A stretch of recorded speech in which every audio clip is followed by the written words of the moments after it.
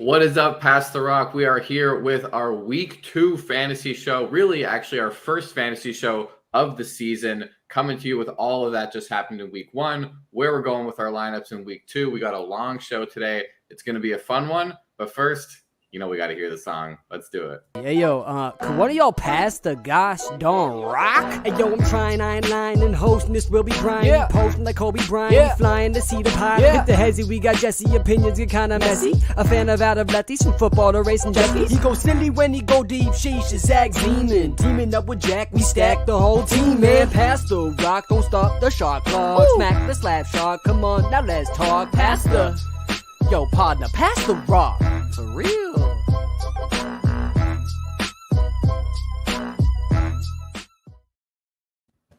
Zach and Jack, what's up? How were your fantasy weekends? Did we win in the leagues that we actually cared about? What was going on?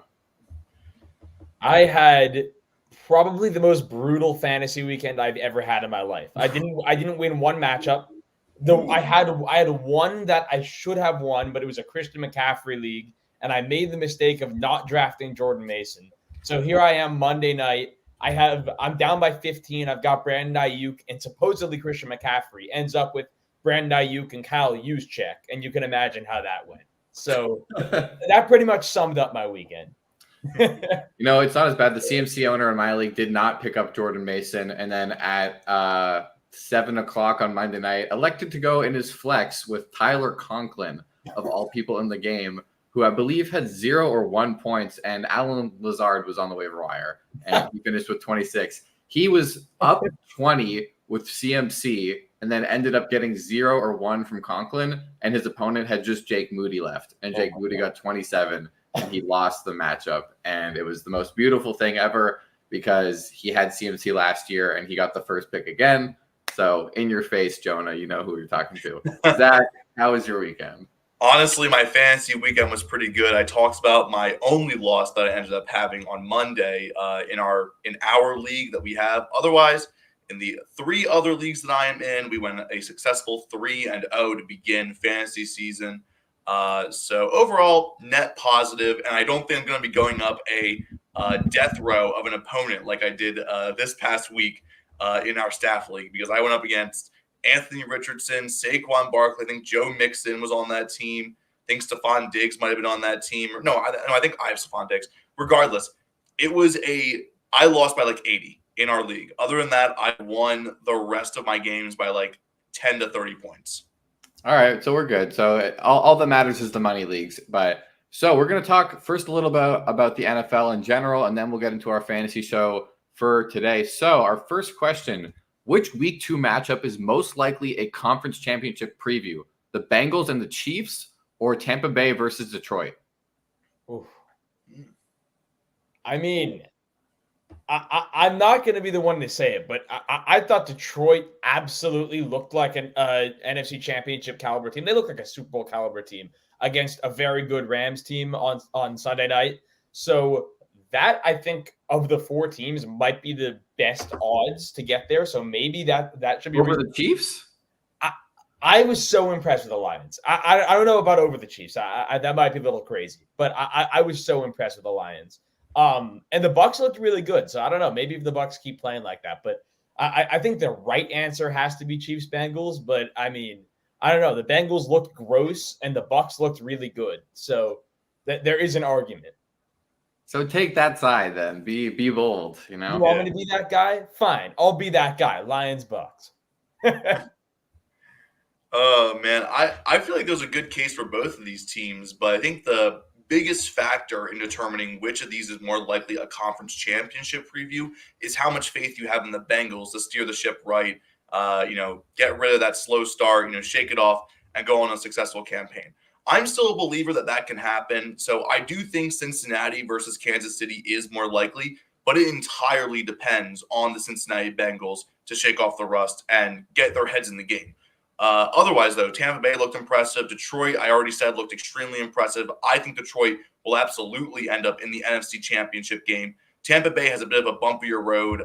They're just not as talented as a team. They're probably the least talented team of the 4. Even though they look really good, they're going to fall back to earth. They're going to be a team that a lot of people are going to hype up a little bit too much, and they're going to fall back to earth a little bit. And for that reason, I'm going with Cincinnati versus Kansas City as a more likely conference championship preview. I'm going with Tampa Bay and Detroit. I just don't think that unless we see a drastic change in Cincinnati, which we hopefully will, I still also think that they can right the ship. But after week 1, right now, it's definitely Tampa Bay versus Detroit. Baker Mayfield is playing some seriously good ball. I think the Buccaneers have the freest path to a division title out of anybody in the NFL.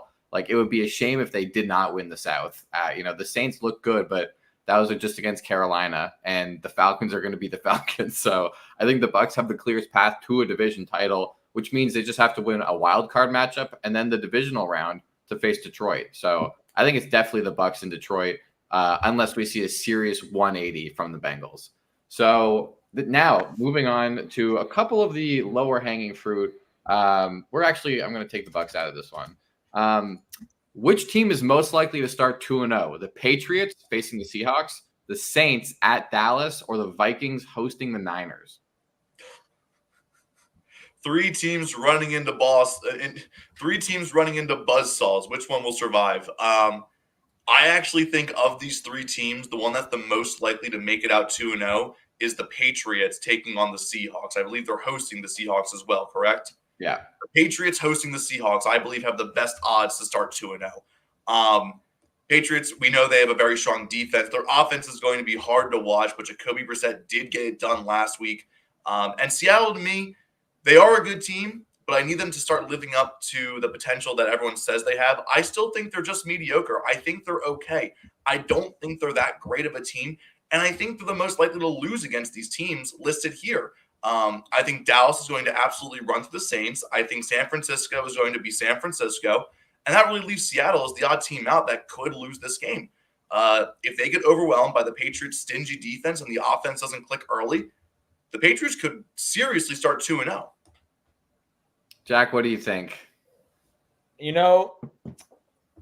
I think it's the Patriots also. It seems. You think it's that hard for the Saints or the Vikings to get a win? Here's Yes. the thing. Yes. The Saints looked good last week, obviously. I can't deny that. But it was the Panthers. Like, the Panthers are not an NFL team right now. I think they would lose to the Georgia Bulldogs. We're in that kind of territory with the Panthers. I think the Saints facing the Cowboys is going to be a shock to them. It's going to be a rude awakening. We're an NFL team, which means we have to play NFL caliber football. So, yeah, it's got to be I think that'll be a rude awakening for them. I don't think they're winning that game. And I like the way the Vikings looked in week 1, but I didn't think they looked Niners good. I thought the Niners were unbelievably impressive. I don't see the Vikings winning that game either.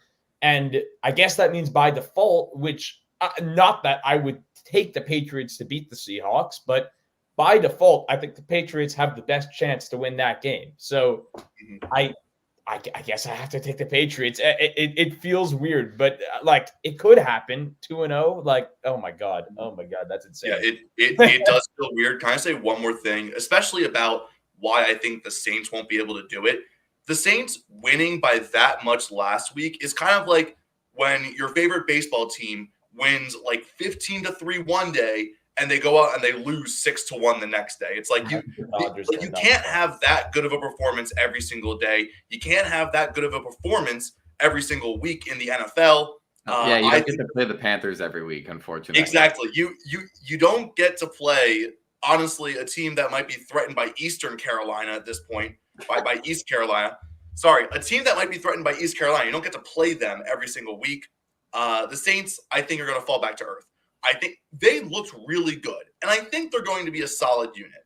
But the Dallas Cowboys. Let me just say this: I'm picking the Patriots, and not by default. I think the Patriots will go 2-0 and will beat the Seattle Seahawks.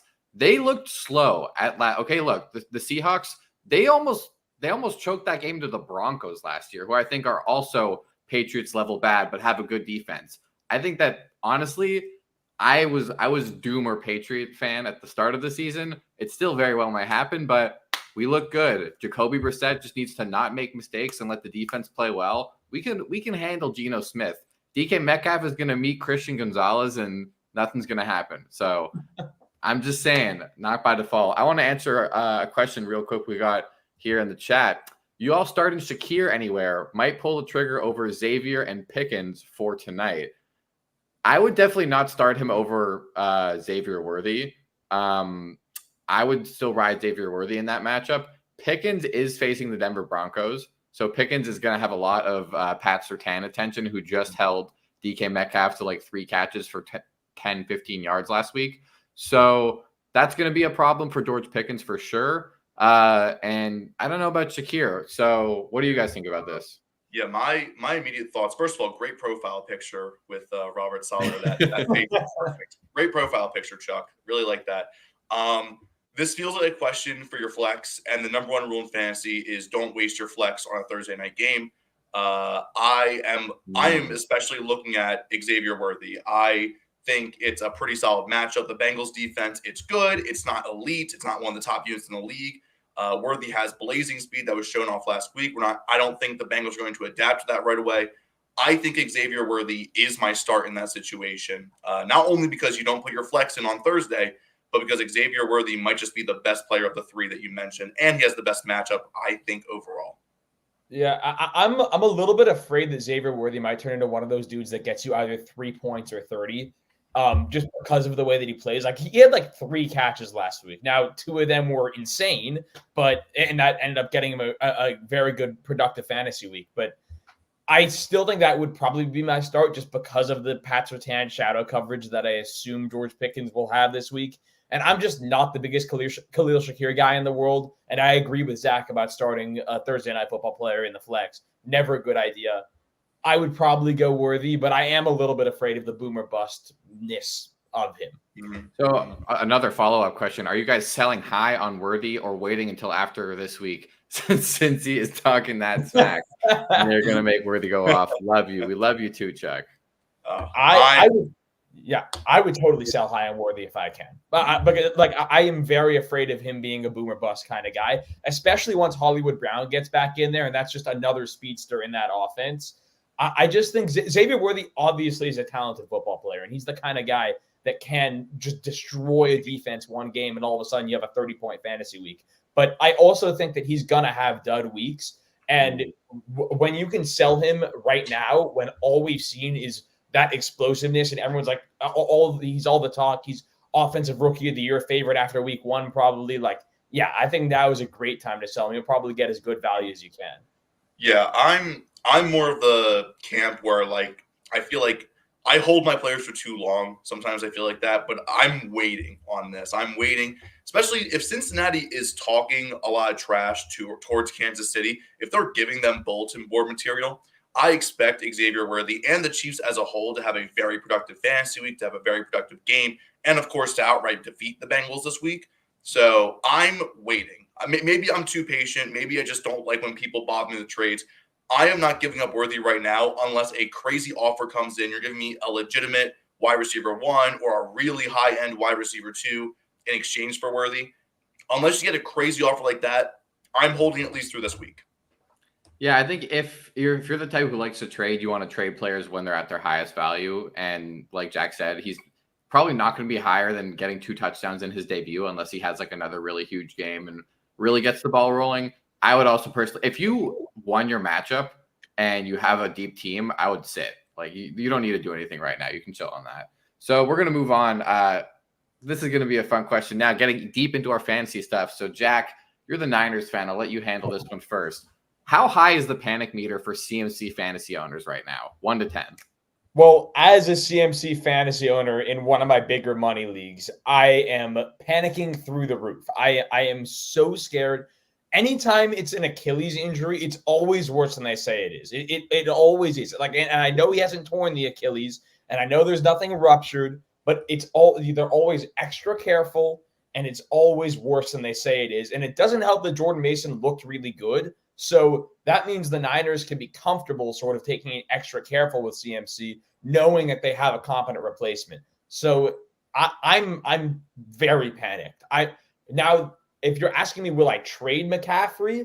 I'm not trading Christian McCaffrey because I don't sell players at their lowest. He will come back eventually, and he will be Christian McCaffrey again. But I'm afraid we might not see him for at least 2 more weeks, if not more. So 1 to 10, what would you say? I would say an 8. Damn, okay. Zach, what about you? How panicked are you if you have CMC? Thankfully, I do not have CMC. I did not get the first pick in any of my leagues. And for that, I felt grateful because it meant I had options. I had more flexibility. It really sucks when there is a consensus 1-1 player and they go down with an injury early, because then you know every single person who drafted them wasted that first pick that could have been used on literally any player. If I was a McCaffrey owner, I would also be very panicked. If I had Jordan Mason, I'd be significantly less panicked. Because we saw that Jordan Mason had a pretty good first week, and hopefully he can keep it up and have. I don't expect him to do what he did this past week every single week. I expect him to be a serviceable running back, but not Christian McCaffrey level, obviously. And he was asked a lot, and he even admitted, because he's not media trained, he was asked a lot for him. If I was a McCaffrey owner, I'm close to where Jack is. I'm going to say a 7 on the panic meter, because I feel like that is your number one guy. Your next two best players you drafted at the end of the second round and beginning of the third round. Like, you lost out on a lot of top-end fantasy talent because of that first pick, and you are paying for it dearly. Unless you have Jordan Mason, I am scrambling to make a deal. I am scrambling to try to make my team better, try to get better running back depth. It is a rough going for CMC owners right now. Yeah, also it means that you're currently being carried by your end of the second round pick, which for a lot of people was like Drake London or like Chris Olave for some Chris reason. Olave and Brandon Ayuk right here. Yeah, oh, Lord. That's a rough spot. I mean- I would say if you're a CMC owner, you shouldn't be above a 5 right now, because look, yes, it's bad right now, but it's not going to be. I don't think it'll be bad by week 4. I think by week 4 you should be settled. Kyle Shanahan said today that there was no chance that he was going on injured reserve, and that was never even on his mind. And McCaffrey said he intends to play every week, and that they just decided not to. And I agree that Jordan Mason playing phenomenally does not help his case to come back sooner, but also you don't want him to rush to come back and have a Kevin Durant-like injury where they rush him back and then he hurts it even worse, and then he leaves the team, and then it goes to shit. So anyway, I think that you shouldn't be that panicked. Yes, you will probably start 1 and 3. Do everything you can to take ceiling plays in your flex spots. Like if you're thinking about Shakir or Xavier Worthy, start Xavier Worthy, because you need guys with really high ceilings to make up for that loss. So I think you'll be fine. It's a long season, it's a marathon. So don't panic. Don't go selling Christian McCaffrey for like Calvin Ridley and James Conner or something. Like, don't do that. Hold on to him. He'll be fine. You chose this path. Like, you chose CMC number 1 with all the noise, with the Madden cover, with coming off being the number 1 player and no one's ever repeated. You chose this path, so you shouldn't be panicking right now. And that's all I have to say about that. So we're going to move on now into a would you rather. So who would you rather start in fantasy, Nico Collins or Drake London? Nico Collins easily. Nico Collins, it isn't even a question. Chris Olave. Nico Collins easily. Nico Collins. Olave burned me. DJ Moore. Nico Collins. Right now, Nico Collins, but I can see DJ Moore catching up. Marvin Harrison. Based off week 1, Nico Collins. Very small sample size, but Nico Collins. Brandon Ayuk. Right now, Nico Collins. Ayuk needs to get more used to that offense again. Agreed. Nico Collins. His own teammate, Stephon Diggs. I think Stroud has a real connection with Nico that he doesn't quite have with the other two guys. Now, Diggs had a great week 1, but I think I would roll with Nico. This is a coin flip. You could go either way and make a really good argument. This is a straight-up coin flip. I'm going to go with Stephon Diggs. Okay. Devontae Adams. Nico Collins. I hate the Raiders quarterback situation. It's a disaster for Ted. They're also facing the Ravens. Yeah. As much as I love Minshew Mania, it is easily Nico Collins. Michael Pittman. Nico Collins, easily. Nico Collins until Anthony Richardson throws the ball more than 9 times in a game. Okay. Deebo Samuel. For fantasy, Nico. Yeah, a lot of options in that San Francisco offense. A little bit less in Houston. Give me Nico Collins. Malik Neighbors Nico Collins. I'm not trusting Daniel Jones. No way. versus Washington this week. No way. I don't care who they're Washington playing. just gave up like 45 points to the Buccaneers. You couldn't pay me to trust Daniel Jones. Okay. Giants at it's at Commanders, right? Yeah. Giants at Commanders, a week 2 tank bowl. I'm not touching any of it. Give me Nico Collins. Dang. Daniel, we will answer your question in a second after we finish this. Don't go anywhere. I like the trade talk in the chat. Jalen Waddle. Oh, that's tough. Waddle's so explosive, but I think I would go with Nico. I'm going to lean on the better quarterback. Give me Nico Collins. Mike Evans. Mike Evans. Mike Evans is a dog. People forget about how good Mike Evans is. It's got to be Mike Evans. Not just how good Mike Evans is, how good Baker Mayfield is. He was very impressive week 1. I'm going with Mike Evans. Justin Jefferson. Justin Jefferson. Given the scenario. I thought Sam Darnold looked awesome this last week. My thoughts on Justin Jefferson are only rising. Against San Francisco, it's Nico Collins. I'm going Nico Collins. I am not taking a Viking going against that San Francisco defense. They looked phenomenal against the Jets. I like it. I like it. Spicy. So let's answer the question in chat. Speaking of McCaffreys, just traded Elijah Moore and Alec Pierce for Luke McCaffrey in Dynasty PPR. Thoughts, or should I leave? For the beyond irrelevant question. Oh my God. I ain't even leaving. Yeah, you should stay, Daniel. I think it's a hilarious question, first of all. This is a deep trade for sure. Yeah. I don't hate it. I think that Luke McCaffrey's role is only going to increase in the Washington offense. I mean, they did get rid of Dotson, so that kind of wide receiver 2-3 role is kind of up for grabs. He looked decent in his debut. I think Alec Pierce, we talked about him on our waiver wire show on week 1, that he was a nice home run shot for you if you needed it. And I think getting rid of Elijah Moore is a good call. He's the wide receiver 3 and probably one of the worst passing offenses in the entire league. That's my take. Jack, what do you think about it? Yeah, look, I'm just gonna call it like how I see it. I'm not a big Luke McCaffrey guy. I really don't think he's that good. And Alec Pierce, say what you want about him as far as consistency goes, but he's a very Anthony Richardson type of receiver. He's the kind of guy that does well with a quarterback like that, and that's just a piece I really like in that offense. Now, are you going to get week-to-week consistency from him? No, but you're also not getting week-to-week consistency from Luke McCaffrey at this point. So, me personally, I would rather take my shot on Alec Pierce.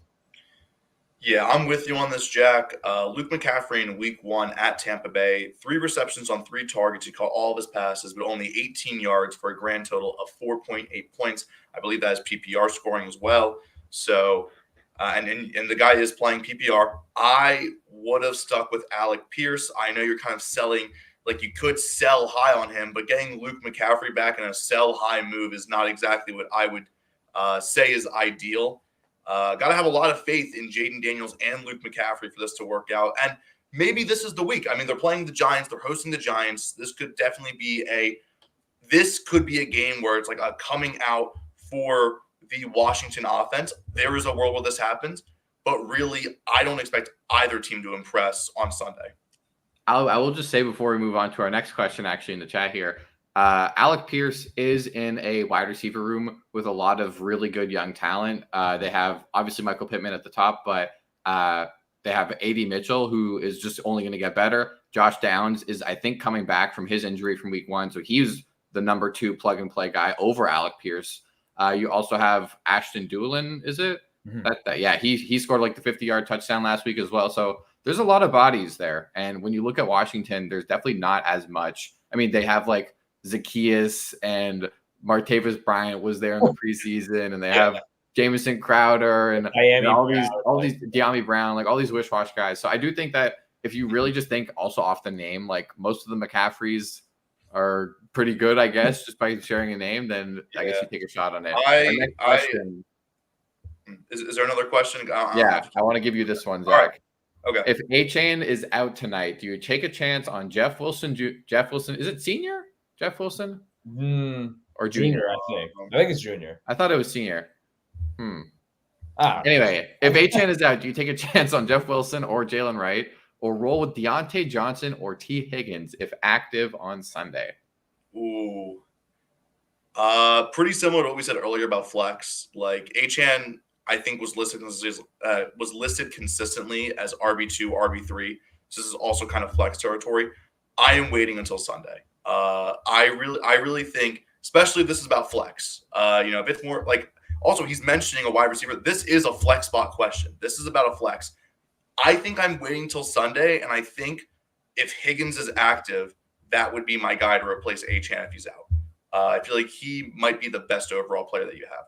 But that's just Higgins did not practice today. Oh, he did not practice. Yeah. Ooh, that makes it even harder because I don't love Deontay Johnson. Let me ask you a follow-up. If Devon Achane does play, are you starting him still? Yes. Yes. Because there's no Mostert. Okay, true. Okay. Yeah, because there's no Mostert, I think Achane is startable, but I wouldn't be as confident if Achane was out. And I still don't like that it sounds like we're putting in a flex guy on Thursday night, but maybe that's just me being superstitious. Maybe it's just me wanting more options on Sunday. If you're that confident in Achane, I put him as your RB2 and leave your flex open for Sunday.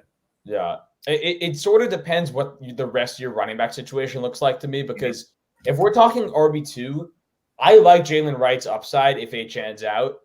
I think he's a very talented running back as a rookie. He obviously buried behind Achane and Mostert, so we're not going to see a lot of it this year. But if Achane's out and Mostert's out, I think he could have a pretty good game. But if we're talking flex, you just can't start a Thursday Night Football guy in your flex. It's so painful to do that. So it's pretty disgusting, though, having to then look at Deontay Johnson pretty much as your lock-in versus the Chargers. I mean, maybe you hope that there's some flex value there because they'll probably be losing that game by a lot, and maybe there's a little more value than there was. I want to also throw out Higgins plays. I want to also throw out as like, if you look on waivers, if you see a Rico Dowdle, if you see a Madison still available, there are options. There are options for Sunday. Or go get like a Demarcus Robinson. Or and I'm saying they're both projected more than Jeff Wilson Jr. and Jalen Wright. They're projected more points. So I would agree. I'm saying they're options. I would definitely say if Achane plays, you start him. But if not, like I would agree. I think going either Wilson or like you're just going to start the wrong one most likely, or none of them go off, and it's just a big Waddle and Tyreek night. We'll see how it goes. I mean, I would also agree that with your flex spot in general, unless the ceiling's like super high and you know it's going to be a ton of volume, you want to just wait and see and use it on someone else. And I like that Daniel saying Matthew Berry said he believes that Luke McCaffrey could be this year's Tank Dell. I don't know what the hell that means, but great. And holding down for that harder than a life raft in a Surrender Cobra in full effect over here. This is his roster, by the way. So Gibbs, Achane, Monty.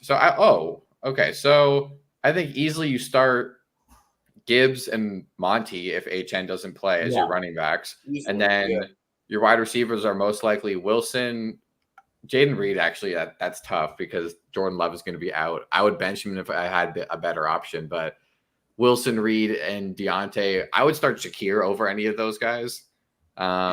Yeah, that's rough though. No, I mean, I think you start Achane if he plays. If Achane's out, you've got enough guys that I don't think you're forced to start one of the Dolphins' backup running backs.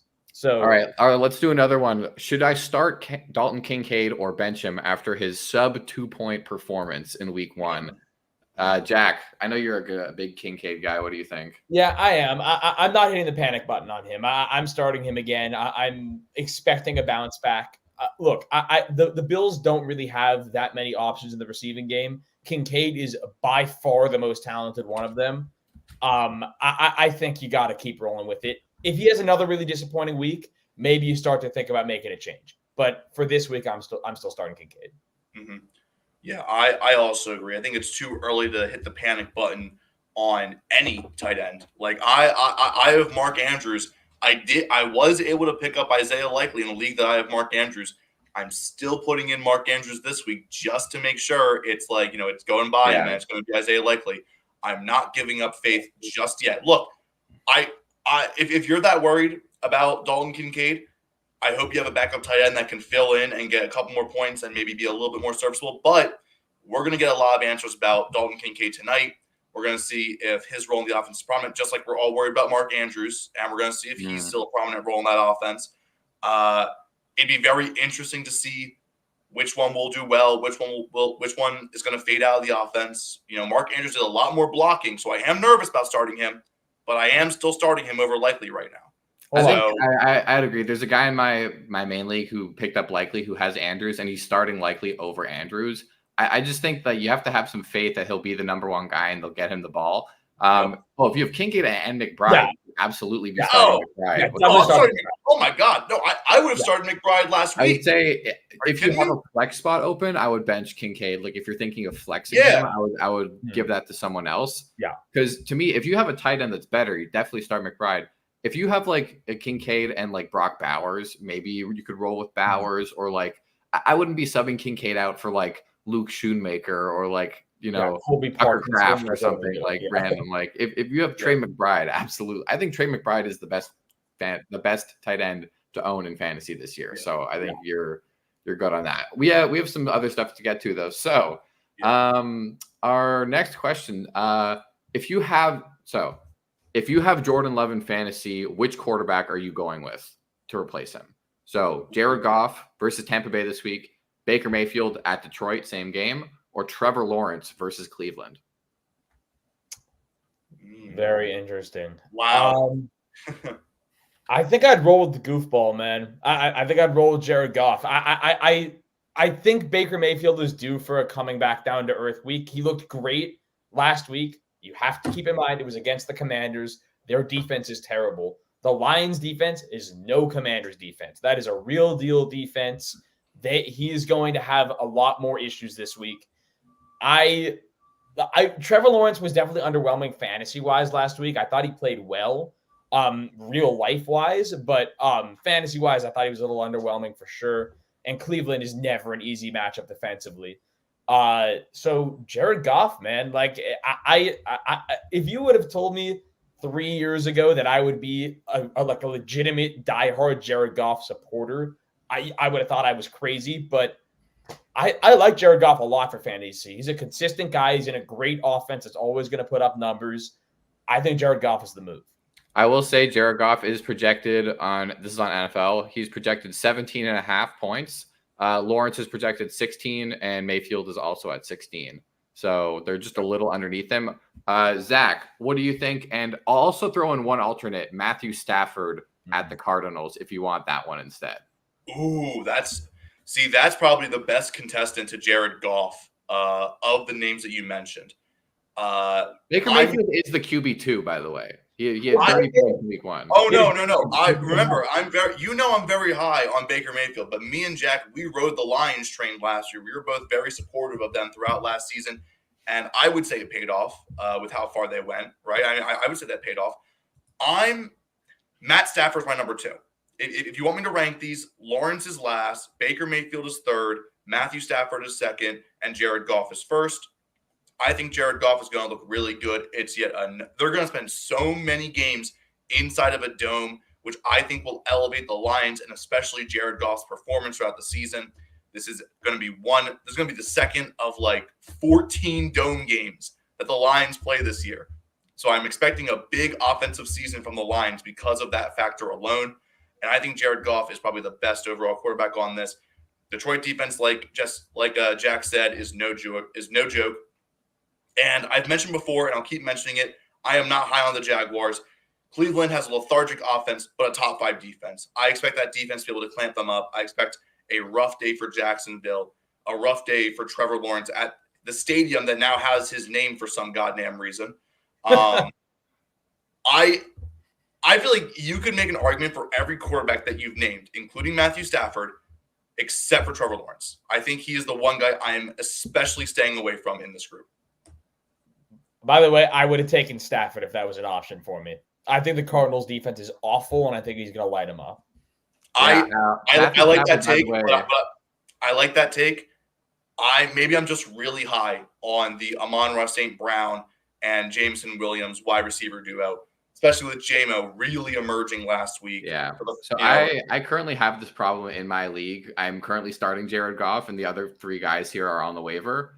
So I could get any of them. Matthew Stafford threw 49 passes last week, just saying, which was crazy. I think that they'll probably try to do that less now that Puka's out. I think they'll probably lean on Kyron a little bit more this weekend. But also I think they'll lean on Kupp a lot. So I think he'll still throw the ball around. The only thing about Jared Goff that I'm scared about is all of the touchdowns go to the running backs. And it sucks. Like, he had one passing touchdown last week. It's very possible that he ends games with 1 or 0 touchdown passes. I just don't know if like Baker Mayfield. Yes, it was against Washington, but he had 300 yards and 4 passing touchdowns. I don't know if there's a game this season where Jared Goff has 4 passing touchdowns. Like, there could be, but I just think that given how great the run game is and how much they love to run the ball, that's the only thing that scares me. But I do think that he has the safest floor, probably one of the lower ceilings of these guys. I think Baker has the highest ceiling. I don't think anyone else on this list can touch 30 fantasy points. But also Baker could definitely have a more quiet week against an actually good team. Yeah. So I am rolling with Goff for now, but I think honestly, I genuinely might go Baker rest of the season. Jesse, if we're talking actual fantasy dilemmas that we are having, I would like to bring up one that I'm currently having in my money league. This is for the flex spot for a running back. My starting running backs are Jahmyr Gibbs and Jonathan Taylor. So for my flex, real dilemma there. No, this is my flex. Three-man league. This is a 12-man league. This is a 12-man. So these were your first 2 picks back to back. They were, because I couldn't get an elite wide receiver. Garrett Wilson and Puka were the turn. I was the 9th pick, or not the 9th, the 11th pick. My bad. Well, you dodged the bullet with Puka. I know I did. I was leaning Garrett Wilson, but even then, regardless, my flex position is either Jerome Ford against Jacksonville or David Montgomery against Tampa Bay. And of course, I do have Jahmyr Gibbs, so I can benefit from that stack. But Jerome Ford is projected to have a bigger role, especially with Deshaun Watson not being able to throw football. Yeah, I'm going Ford for sure. Ford had borderline bell cow status last week. He got so many carries. He was the focal point of their offense because Deshaun Watson can't throw a football. But that aside, Jerome Ford was the focal point of their offense. I thought he played relatively well, and there is massive touchdown upside with Jerome Ford. I don't think Jacksonville doesn't have the worst defense in the world, but it's not like a defense that is putting fear into my bones. So I'm definitely starting Jerome Ford. I think I'd also go Ford. I do like the Gibbs Montgomery stack because you kind of have the insurance that you'll, like, no matter who runs it in, like, you get it. But you also want to start, like, you might consider Gibbs the RB1 in that offense. You want to start another RB1, not another RB1B or 2. So I think Ford. Jerome Ford's not going to get you a huge game, but like last year, he was pretty money for at least 10, 11, 12 points almost every single week. And yeah, he has a huge workload with Nick Chubb out. I don't think they trust many of the other backs there. So I definitely lean Jerome Ford on that one. Their projections are probably pretty close to each other. They're pretty close. We're talking a 1 point difference in projections. Jerome Ford projected 13.9. David Montgomery projected 12. David Montgomery projected 12.8. This is PPR scoring as well. 14 for Ford kind of feels high, but 14 for Ford does feel high. That's why I was a little bit hesitant for him. And since since he had 19 week 1, yeah. And I mean, like, you're seeing that I'm putting a running back at flex just because my receivers are Stephon Diggs and Rashee Rice. Those are my starting wide receivers. So not the worst thing in the world. It's not bad. But honestly, Jerome Ford might be the hottest thing right now because his next 4 games: Jacksonville, Giants, Raiders, Commanders. Yeah, that should be a cook fest. All right. Well, I'm excited for that. I'm glad I got your guys' advice on it. I'm going to take your advice. I'm going to start Ford. All right. So we're going to move on to a different segment now. So, which wide receiver are you starting in fantasy this weekend? Zay Flowers versus the Raiders, DK Metcalf at the Patriots, or Terry McLaurin versus the Giants? This, I honestly, I looked at this Very easy answer for me. I'm going Zay Flowers. I think he is the most upside out of any of these receivers. It is also his birthday today. Happy birthday, Zay Flowers. Oh, it's also Jerome Ford's birthday today. Happy birthday, Jerome Ford. Besides it being Zay Flowers' 24th birthday today, I think it has the most upside fantasy-wise, not because I feel like New England has a good defense, so DK Metcalf has a cap on how good his week will be. And again, like I mentioned earlier, I expect Commanders versus Giants to be an absolute I expect it to be a terrible football game. It's not going to be pretty. I don't think either offense will do well. I think it's going to be a lot of mistakes, a lot of dumb penalties. It won't be a good game. So that leaves the Baltimore Ravens offense going against a not amazing Las Vegas defense. I like Zay Flowers upside the most. Give me Zay Flowers. Yeah, I'm with you. I like Flowers too. I think the best part about that matchup is the Raiders defense isn't horrible, but their strength is the D-line. Their secondary is putrid, which means that the Ravens theoretically should be throwing the ball more, which is recipe for success for Zay Flowers. So I really like his matchup this week. The Patriots are also, in my opinion, I think they're a little overrated defensively. But I still think that I still think that DK is not the greatest start in the world here. He's not the most consistent fantasy option in general. And then also with Terry McLaurin, I was kind of bought into him this year, thinking that with a better quarterback, he might actually have a good season. We didn't really see it in week one. Now, could the Giants be the chance to prove that he could have that good season? Maybe. That defense is awful. But I'm not going to do it this week. I like Zay Flowers in his matchup. I'm definitely going Terry McLaurin on this one. Terry McLaurin versus the Giants has to be money. These are the weeks that you have to start him. In division versus one of the only teams in the league that's actually worse than the Commanders. I don't see how you can not start Terry this week when the weeks that he has to go up against some of the bigger Titans in the NFC or the AFC. No way. I got to start Terry McLaurin here. Until we can see that Lamar Jackson can actually throw the ball downfield as well, I'm going to pause on that. I do think Flowers is good for PPR, but I mean, Terry McLaurin's got the huge play ability. Definitely Terry McLaurin on this one. We got another one. So which wide receiver are you starting in fantasy? Deebo Samuel at Minnesota, Malik Neighbors at Washington, or Marvin Harrison Jr. versus the Rams? This might be stupid, but I'm rolling with Maserati Marv. I think last week was bad. There's no question about it. Last week was bad, but Marvin Harrison Jr. ran a route on 95% of their pass plays last week. So he was involved in the offense. The ball just didn't get to him. They were covering him. I don't think the Rams secondary is anything outstanding. In fact, I don't think it's quite good, to be honest. I think Marvin Harrison should be in a position to get open this week. And I think the Cardinals are going to put a bigger emphasis on trying to get him the ball because they didn't win last week. They were up in the first half last week. They looked good in the beginning. They fell apart mostly because of their defense, but they did fall apart late in that game. They need to make a change. What's an easy way to do that? Get Marvin Harrison Jr. the football. I think he's going to have a good week. Yeah, I like your reasoning with Marvin Harrison Jr., but I need to see it before I believe. I'm going Deebo Samuel against the Vikings.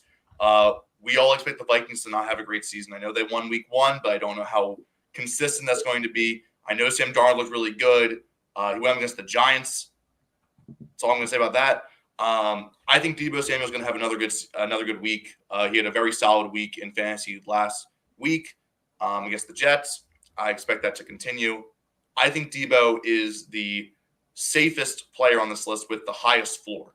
So I'm going to go with Deebo.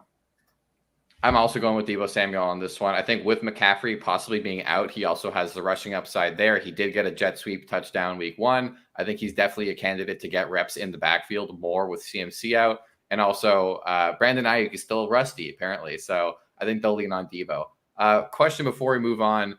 I traded Kincaid and Aaron Jones for McBride and Amari Cooper. Thoughts? My RBs are Gibbs, Jacobs, Dobbins, Bigsby, and Chubb on IR. I like it. I think that Gibbs and Jacobs is a really good one too. Dobbins, I would start this week, honestly, maybe over Josh Jacobs. I don't know if that's insane of me, but like Dobbins versus Carolina or Josh Jacobs with the Malik Willis-led offense. Like, I don't know. So I like that. I do not like Amari Cooper. Aaron Jones leaving there is also, I like Aaron Jones. I think you definitely upgraded a tight end, which is important, and you have good running back depth. I don't love Amari Cooper, but it is what it is. Okay. He is starting all 3 running backs. He is starting Dobbins at flex. Okay, smart. Which very solid move there.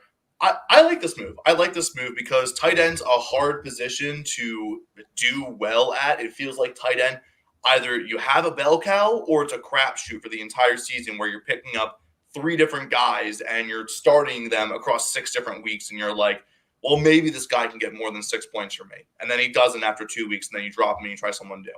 Getting Trey McBride, who I see as a very sturdy hand at tight end, is very valuable. Selling low on Kincaid, I don't really think that's a bad thing, especially since you got Trey McBride. I think like selling low, people always say like, oh, you shouldn't sell low. This is a great deal in terms of tight end value.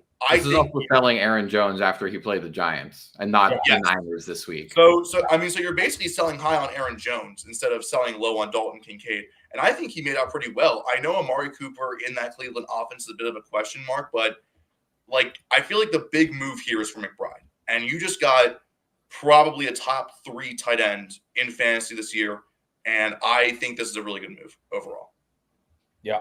I love McBride. I think that's definitely an upgrade. And I'm not a big Aaron Jones guy. He has always had health concerns. I'm almost 100% sure that will show up at some point this year with his hamstrings. And yes, he had a great week 1. They're playing the Niners this week. He's due to come back down to earth. Not an Aaron Jones guy. I think that's a great move. And I'll just respond to this one. Meeg says, I have Purdy, Walker Williams, Lamb, Olave, McBride, Monty. And his bench, you have Ayuk on the bench. I think you have to start Ayuk over Olave 100%. Oh, yeah. Situation. At this point, yes. And also, if you have Brock Purdy, you want the Purdy to Ayuk stack, I think also helps. Olave going against the Dallas Cowboys, no thank you. He had 2 points against the Panthers. What do you think he's going to do against the Cowboys? I would definitely also, Lamb, Ayuk is good there. I would keep Monty at your other flex. I don't think I would put anyone else in. Maybe Christian Kirk instead of Monty if it's PPR, maybe. But I think that's it for that one. Yeah. Okay, so moving on, we're going to do the same thing, but with some running backs now. So which running back are you starting in fantasy football this weekend? Josh Jacobs versus the Colts, Kenneth Walker at New England, or Ramondre Stevenson versus Seattle? Jack, you first. I think it has to be Ken Walker. Assuming he's healthy and assuming that he starts, it has to be him. He looked awesome last week. Zach Charbonnet was not a factor really in that offense until Walker got injured. He looked like a bell cow. He looked explosive. Everything you wanted to see out of a guy in week 1. Ramondre also had a really good week 1. So that I also think is a decent start. I would say my third choice would be Jacobs against that Colts defense. Decent defense, not a big Jacobs guy. I would say they just got 160 rushing yards on them from Joe Mixon.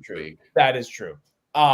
But I think I would go with Ken Walker. I'm a big Ken Walker guy. All right, Zach, which way are you leaning? Yeah, I like the Ken Walker argument, but I'm going to go with Josh Jacobs. I feel like Green Bay, there's a good chance they're going to lean more on the run game with Malik Willis, of all people, starting at quarterback for them at the very least this week and probably next week. I think they're going to be leaning a lot more on Josh Jacobs. He's going to get that bell cow status. It's not that the Colts have a bad defense either. They have a pretty solid defense and a pretty decent offensive line. I just think that Josh Jacobs is going to get a lot of touches, a lot of reps this week, and I like the upside there. I'm going with Josh Jacobs on this one.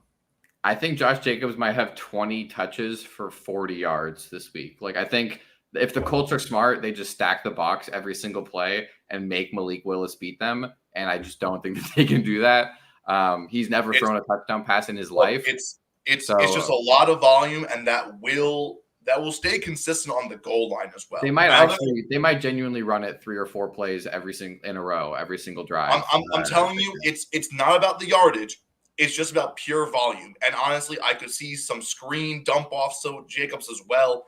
they're going to have to simplify that playbook for Willis, and a lot of it's going to revolve around one Josh Jacobs. I think if you want volume, you go Ramondre. I think that he has the biggest workload, honestly.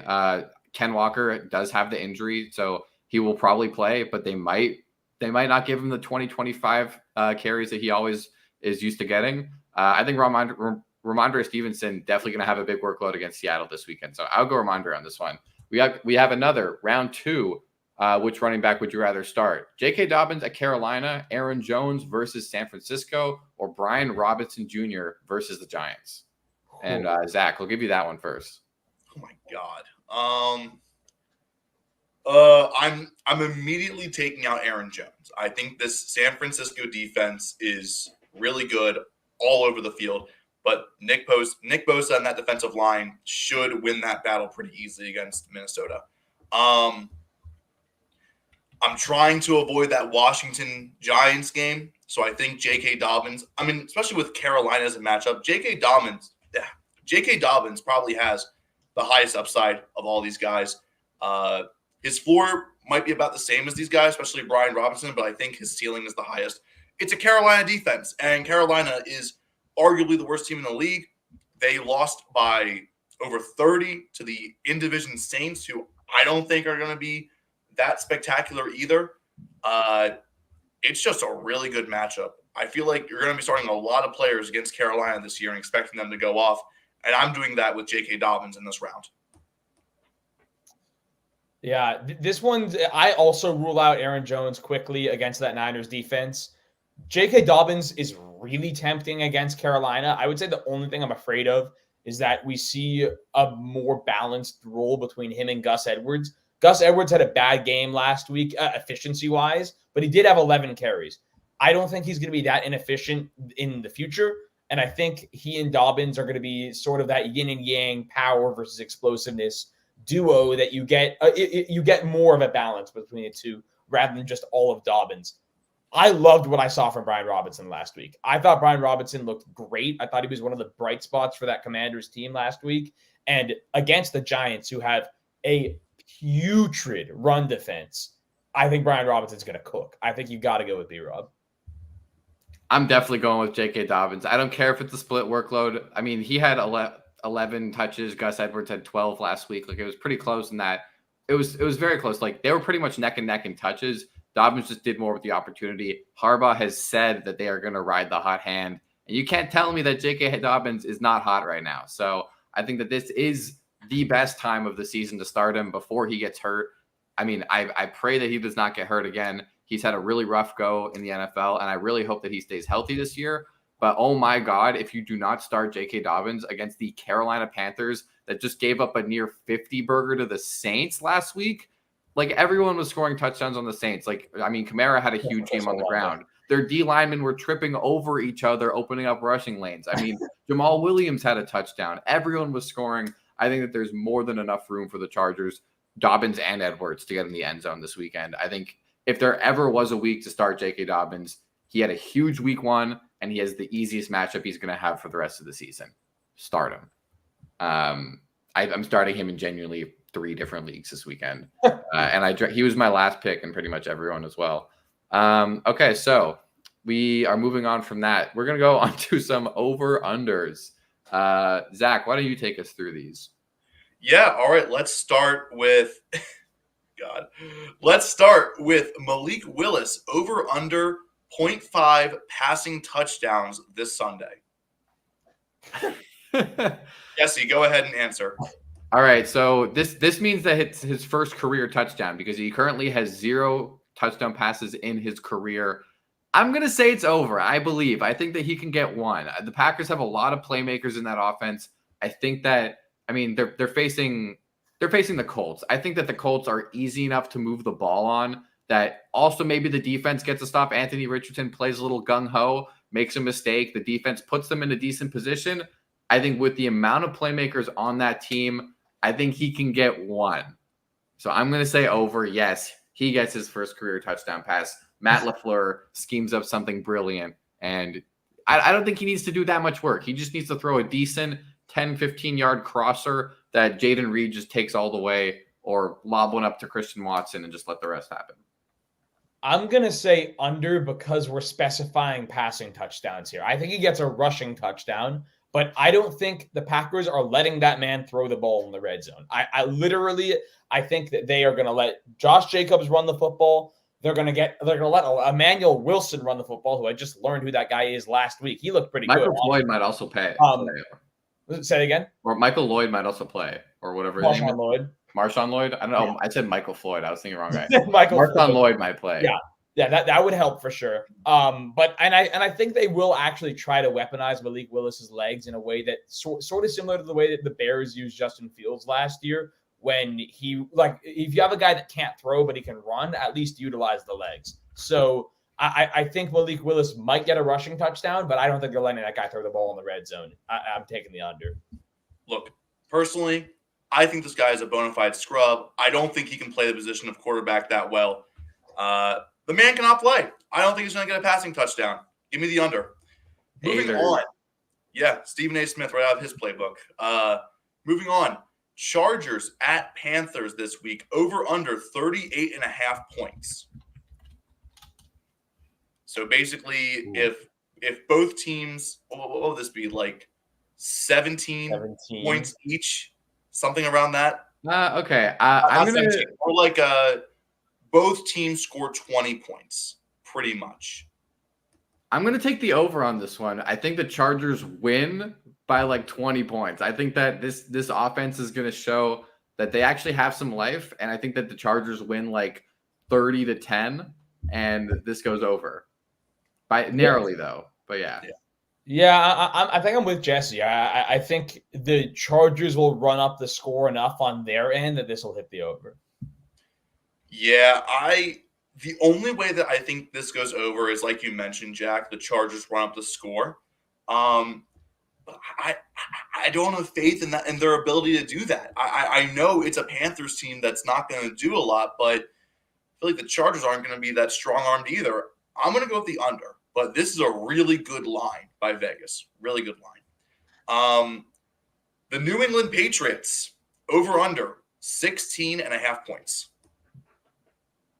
Jesse, I'll please take answer this one. I'm going to say over. I think that they can put up 17 points on the Seattle Seahawks. I think, honestly, like I know they only scored 16 last week, but I think that there could be some life to this offense after all. I think Ramondre looked great. I think that if they can establish the run and just let Jacoby Brissett manage the game, yeah, they could hang 17 on the Seahawks. Yeah. I think I would say I'm taking the under. I don't have faith in this Patriots offense. Like I wanted to give him the over. That I thought Jacoby Brissett looked like a serviceable starting quarterback last week, but I think the Seahawks defense is no slouch. Their secondary is quite good. I think they're going to force the Patriots to run the ball, and the Patriots can run the football decently well. But I just don't see this offense being that successful this week. I'm going to take the under. Yeah, I can see this going either way, but if the Patriots scored 16 points every single game this year, it probably wouldn't surprise me. And I mean exactly 16 points. This is a really good line. I'm going to lean towards the over, though. It feels like a little bit lower than I would expect. Finally, coming off a performance of 169 passing yards and 2 interceptions, Deshaun Watson over under 211.5 passing yards. Hammer the under. I definitely don't think he's capable of hitting an over right now. Under. Oh, yeah. I'm with you. What kind of person do you have to be to bet on a Deshaun Watson over right now? Exactly. I mean, you basically took the words out of my mouth. That has to be the state of mind. Yeah, give me the under. Like, call the number. If you're betting on Deshaun Watson over, call the number. I'm not putting money on this, but I think there's a case for the over on this. I think there is a case. Jacksonville is not nearly as good of a defense as Dallas, not nearly as good of a defense. They asked Deshaun Watson to throw the ball 45 times. He completed 24 of those passes. If they're going to ask him to throw that much against Jacksonville instead of Dallas, I think there's a real chance this could be an over. I don't think they need to throw that much against Jacksonville, though. They shouldn't have to, but if they're going to make him throw 40 times a game, he'll complete half of that, and I think maybe he can get 211. They were also losing by like 20-plus points for like a huge portion of that game. So I don't think the game script will be the same. But also, again, what kind of guy do you have to be right now to be betting on Watson overs? I will never place a bet on that horrible person, but I think there is a case for the over. We got a couple comments here before we get to our last thing. Tajay and Chuba are both sitting on the waiver. I just can't pull myself to pick one up. I'm just never going to start them. I have Chuba Hubbard in one league, and I was thinking about dropping him. Yes. Well, why do you have Chuba Hubbard in a league? Because he's an RB1, and I had very low RB depth, and he has technically an RB1 role. I didn't start him. He's like the last guy on my bench. However, I was thinking about it, and I was like, when will I ever want to start a Carolina Panther? Like from now until week 4, until Jonathan Brooks comes back, like, am I really going to be that down bad that I have to start Chuba Hubbard just to hope that he gets some type of volume? Now, like he finished the last. Also, my league is also half PPR, so running backs have a little more value. But he finished last season, the last like 9 weeks, he had 8 points or more every single week. So he finished strong last season. They just looked horrible in week 1. And I don't know if it'll be that better in week 2. So I would stay away from that one. And the other one I wanted to touch on real quick. In my other league, I traded Mark Andrews for J.K. Dobbins. That is bold. Wow. That is bold. I see the rest of it. You have Ferguson out. So I kind of understand the move. I would have waited until the end of this week. I want to see what Mark Andrews does this week in the offense. There's a very good chance Isaiah likely can become the guy, and Dobbins could be productive. But J.K. Dobbins is only playing the Panthers once this season. You know, we're not going to see the J.K. Dobbins we see this week every single week. I mentioned earlier, I'm not ready to give up on Mark Andrews just yet. Yeah, I think that's an overreacting panic button trade, if I'm being completely honest. Like, I do think Likely is very good, and I do think there is a real world where we see both Andrews and Likely having production this season. And maybe that limits Andrews' upside a bit, but I think that's a little bit of a crazy overreaction to make that deal. I think you could have got a better running back than Dobbins for Mark Andrews. True, that too.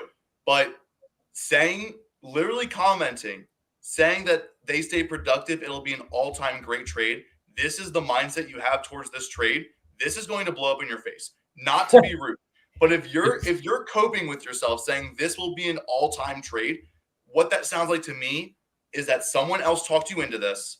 You made this trade with just coping with yourself saying, if this happens, this can really work out, instead of really factoring in what your team probably needs and the long-term success. There's a very good chance. I still think there's a very good chance Isaiah likely ends up being the guy. But you could have gotten better value. You could have gotten a better running back than J.K. Dobbins. This does not sound like the Bruins of an all-time great trade. I mean, like you're betting on both of them. I think you can bet that at least either Dobbins or Likely will pan out. I think it could be unlikely that both do, but I guess we'll have to see. We got another trade. What y'all think about Jordan Love and Pitts for Lamar? If I'm the Lamar owner, there's no way I would do that, even if Love was healthy. That Lamar owner must be tight end desperate, but I still think that's an awful move. Like the Lamar side wins that by a mile. You think the Lamar side wins? I mean, like losing Jordan Love for a minute is like, I feel like that's still a pretty big deal. Like, I mean, like if someone's offering to trade for Jordan Love right now, and they're giving you a guy like Lamar, that sounds great on paper. I want to know this guy's backup tight ends if he's the Love Pitts side. I don't think Pitts is a phenomenal fantasy tight end. He's not one of those top 3, 4, 5 guys that I see as a bell cow tight end right now. I think he could be. I could think he could be 5. He could be 5. I'm saying there are better tight ends you could have. There is higher upside you could have than Kyle Pitts, I think, right now. I am very curious about the rosters in this trade because I think there is a rationale for the Jordan Love Pitts side to make this deal. The Lamar side, I am not. If I have Lamar, I'm not trading Lamar. Period. I guess he's extremely tight end needy, but even then, I am not doing that. I like the rationale here, by the way, for the other trade. It's more likely for Dobbins to have a bigger week this week than Andrews. I do agree with that. Okay. And if your intention is to then flip Dobbins after his value goes up versus Carolina, then I think you could. I think that's a smart play there. And yeah, if you're out on Andrews, it's a good move. And also Tua or Goff. I would go Goff this week. I think Tua versus the Bills tonight. Yeah. I don't love the matchup there. Although with all the running backs banged up, maybe they will lean on him a little bit more. I think I will go Goff on this one personally. Yeah, I like Goff for this week, but I think overall I like Tua better as a fantasy option just because of that Dolphins offense is just so electric for fantasy, and Tua gets all the benefits of it. So I'm a big Tua guy for fantasy, not a big Tua guy in real life, but big Tua guy for fantasy.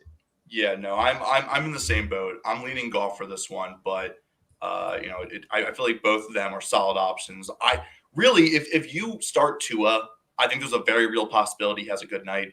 I can see him getting a few bombs down the field to Tyreek or Jalen Waddle. I think Tua will have a good night, but I like Goff a little bit more for this week. So I would go Goff.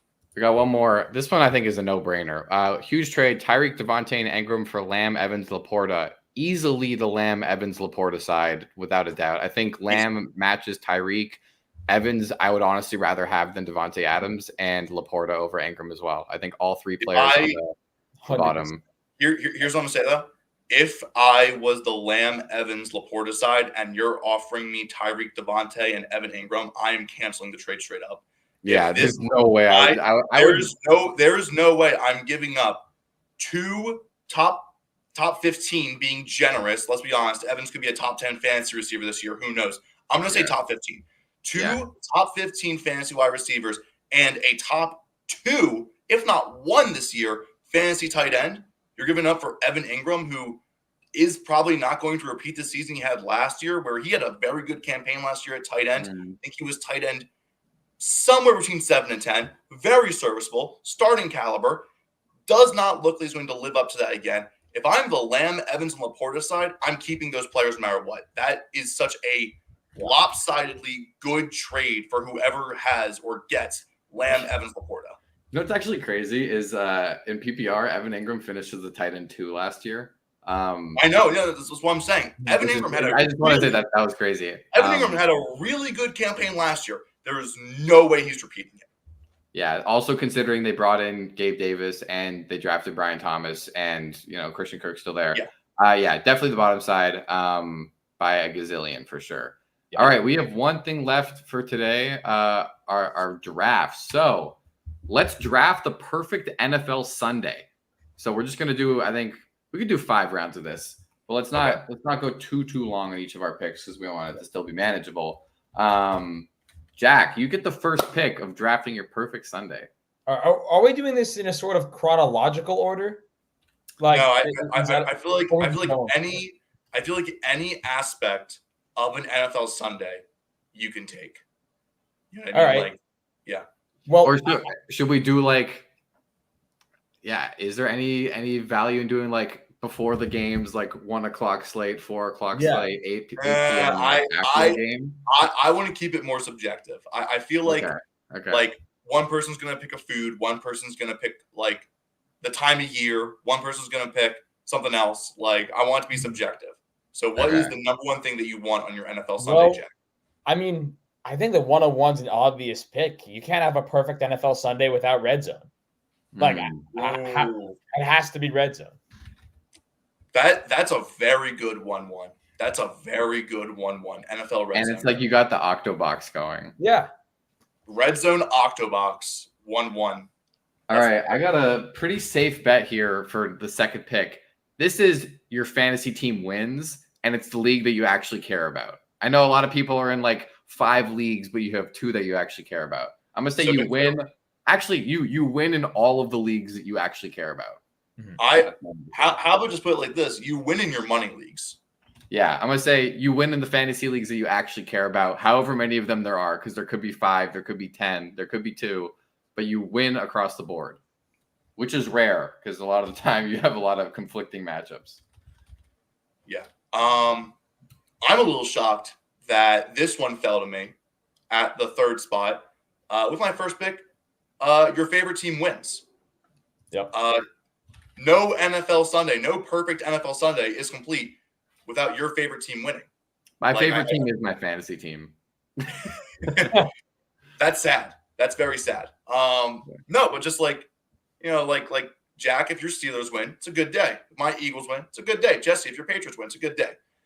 And then with my second pick, I'm going to go with 55-degree weather on a nice, cool autumn Sunday. Great weather can make a Sunday even better. I'm going with great weather. 55-degree Fahrenheit weather. Sunny, maybe a couple of clouds, partly cloudy. Doesn't need to be crazy. Leaves on the ground. It's mid-October. Feeling good on a great Sunday with great weather. I like that. I think that's a good one. Let's see. I got a lot of options I could go here at the second spot on the way back. All right, I gotta go with it. I think there's I'm gonna go with an insanely good primetime matchup that lives up to the expectation and is like an absolute barn burner, down to the wire, game-winning touchdown on the last drive. We get a 2-minute drill, the whole shebang. We got good announcers on the call too. I think a perfect Sunday night football got to be in there. Oh yeah, right. Nothing like capping off, sitting on your couch for like 11 hours than a really exciting Sunday night football matchup. Like we got Chiefs Bills, or Eagles Cowboys, whatever is going down that night. A big divisional matchup. Gotta have it. Yeah, shout out to it wasn't Sunday night, I don't believe, but something like Chiefs Rams. That one game. Night. I know that was Monday, but if that was like that kind of primetime game on a Sunday, that's what I'm looking for. I like that pick. That's a good pick. All right. My next pick. As a college student, this one hits close to home.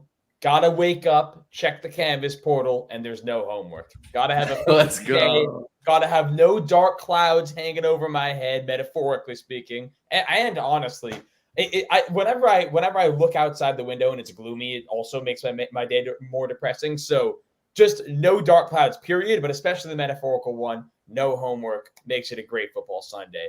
And then my next pick. You need the boys. I mean, football? Football is awesome on your own. You can enjoy football on your own, but football is always better with friends. So, you need the boys to watch with me for a fun Sunday. The boys is what I was thinking about. That's a pick I was really thinking about. That's a good one. If I'm building the perfect NFL Sunday, I think dreams need to be coming true. I'm gonna say that the way too many leg anytime touchdown parlay that you set in the morning actually smacks. So God damn it. My next pick was going to be that my parlay hit.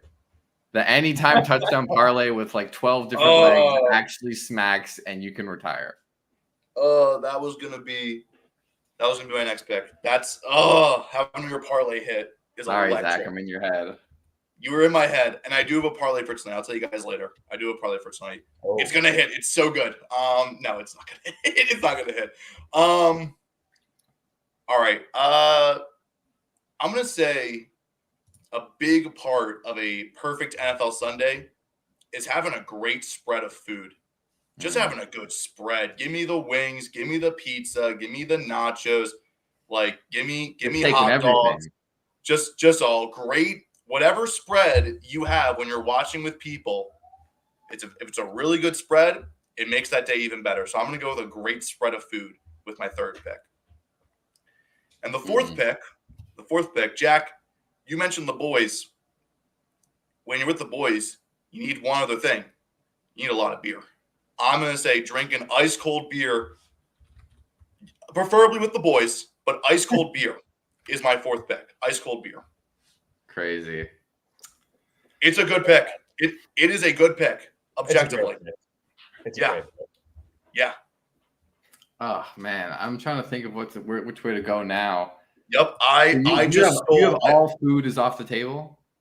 I just had a great spread of food. If there was like a specific food that you're really craving for, that's not like a typical food, I would let it slide. The man drafted all food. All food. Big back alert. Big back alert. This is a perfect Sunday. So I've got a good matchup on TV. My fantasy team won. The parlay smacked. We're feeling good. If this is a perfect Sunday, I'm going to say you do not have work on Monday. And I think that for some reason there's a holiday, whether it's Labor Day. I mean, Labor Day doesn't have football usually. I would say just whether it's Memorial Day or Memorial Day doesn't have football either. Whatever it is, you have no work on Monday for some reason. No class on Monday morning, no work Monday morning. I think being able to just enjoy Sunday night to its fullest and not have to dread the assignment or projects you have due the next day. No work. So I know you said no homework, Jack, but I'm gonna say you got no work on Monday, so you can watch Sunday night even if it ends at 11:45. Yeah, just having a free Monday. That is great. Building a perfect Sunday is also, you got to take into account the Monday that comes after it. Yep. So, well, I'm going to say something similar, but definitely different. We need it in order to have a perfect Sunday. You need the Monday after to be perfect, but you also need the Saturday before to be perfect, which means, especially as a college student, the Badgers got to win, or whoever your college team is got to get a win. You feel good Saturday night. You have a fun Saturday night. You wake up Sunday morning in a good mood, ready to watch some NFL football. Sundays are always better when Saturday is a great day. So, got to get the college thinking there. You just used my own thinking right back at it.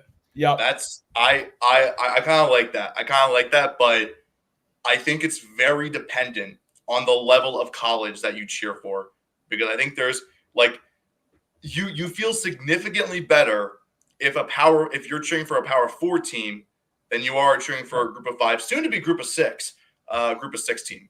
So I'm gonna say it's good, but it's very dependent. I'm drafting my perfect Sunday, and my perfect Sunday is better when my. This is not my perfect Sunday. I already know my last pick. It's locked in. It's locked in. I'm struggling with my last pick. I got to come up with a good one here.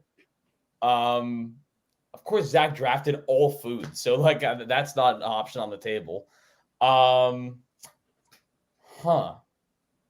Big back commentary, go crazy. All right, I got it. We need to score Agami. We need to score Agami. Oh, I like that. That's a great pick. Yep. We need something. That's a great pick. Oh my God, heater. That's a heater. Okay, interesting. There's a lot of things that could go down. So many. I know. By the way, if you're watching and you have one in your mind, comment below what we missed, because we got a lot of snubs on the last one too. Yeah. I would love to know what you guys think. But so I got win in the matchup, great Sunday, hit the parlay, no work the next day. You know what? I'm going to go with an old reliable. I'm going to say you're wearing your favorite sweater, like a good old hoodie and like pajamas or like sweatpants combo. I'm going to say you got your most comfortable clothes on, because to me, there's nothing like a Sunday like a baggy hoodie. And I think that you just got to take it. I can't watch football and anything else. So I'm going to say your favorite hoodie. Favorite hoodie for football, not your favorite jersey, not your game day jersey? Honestly, no. I would rather rep the hoodie. I do have a team hoodie that I'll sometimes rep, but also I want to be comfortable. And not gonna lie, maybe I'll put the jersey on over the hoodie. But you can't have a jersey like on your skin. Like that's just not comfortable. So no, that's the jersey over the hoodie's a move. Yeah, I would say jersey over the hoodie, but I got my favorite sweater on. We're rocking. We're comfortable. We're vibing. Yeah, I like it. I'm definitely more of a jersey over hoodie guy myself, but nothing like I'm wearing a comfy hoodie. I can't complain. This is a very comfortable hoodie. Shout out Carhartt. With my final pick, I knew it was going to be my final pick from the moment we started this draft. This is something that makes my NFL Sunday perfect. This is something that makes everyone's NFL Sunday perfect. This is something that makes the world a better place, makes America a much better place. The Dallas Cowboys lose. Nothing would make my NFL Sunday any more perfect than it already is than the Dallas Cowboys losing to whoever they're playing. There are two teams I root for every Sunday, the Philadelphia Eagles and whoever the Cowboys are playing. So if the Cowboys lose, it makes it even better of a day than it already is. There you go. I like it. I think that's a great one. I was thinking like putting on like an honorable mention, like when the Jets lose. After you said that, I was like, always love when the Jets lose, especially when the Patriots beat the Jets, because that just always happens. Having your rival lose regardless, like Jack, might be better than having your favorite team win, honestly. Having your favorite team win and your rival lose, especially, and I'm going to say bonus points for when they're not playing each other, because it makes it more like coincidental. When they do play each other, it's like, yeah, like that's like the rival, like you want to play them, but like just being like, I don't have to worry about them, and they lost. I would say it makes it even better than just like beating them straight up is really nice, but if you're not, you don't have to worry about them, you don't have to think about them, and they lose. Great Sunday, perfect. All right, perfect. Let's answer one question here before we leave for today. If Achane plays or not, do I keep him in or swap him for Waddle? I would swap him for Waddle. Personally. Waddle's too good to bench for a banged up Achane. I'm swapping Waddle, and I'm probably starting Waddle straight up tonight. Achane should be very good if you're that confident in him. RB2, but not as a flex. I'm putting Waddle as a flex. And even then, Thursday night flex we already talked about, but Waddle's a much safer Thursday night flex than Achane right now. And actually, he threw one more. Then DJ Moore or Devontae Adams. I have Achane in this league, and if he plays, I'll keep him in. But if he doesn't, do you put Ramondre or definitely Ramondre for Achane for sure? Ramondre. And I would say between Moore and Adams, who are the Bears playing this week? They're playing the Texans on Saturday Night Football. Bears versus Texans or the Raiders versus the Ravens. I would probably go with DJ Moore. Yeah. I'm just not a DJ Moore guy. I think I would go Adams. That's tough.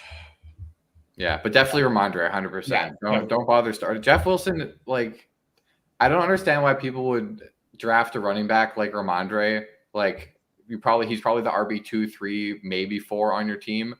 And he gets 20-something points week 1, and then you would start like a Jeff Wilson over that. Like, what has Jeff Wilson proved in the last 2 years that he could really do anything? Not trying to shit on your question. I'm just saying, like, I don't think that you should even ever consider a backup on waivers on Thursday night over a bona fide workhorse who just had a great week 1. Now, Ramondre is really one of the most underrated players maybe in the entire NFL. Like he's people just overlook him because he's a Patriot. No, I hear you on the scenarios, fantasy sizzling and what's going on, but I think that there's no sign to tell you that you shouldn't start Ramondre, and any sign that you tell you that you should start Jeff Wilson.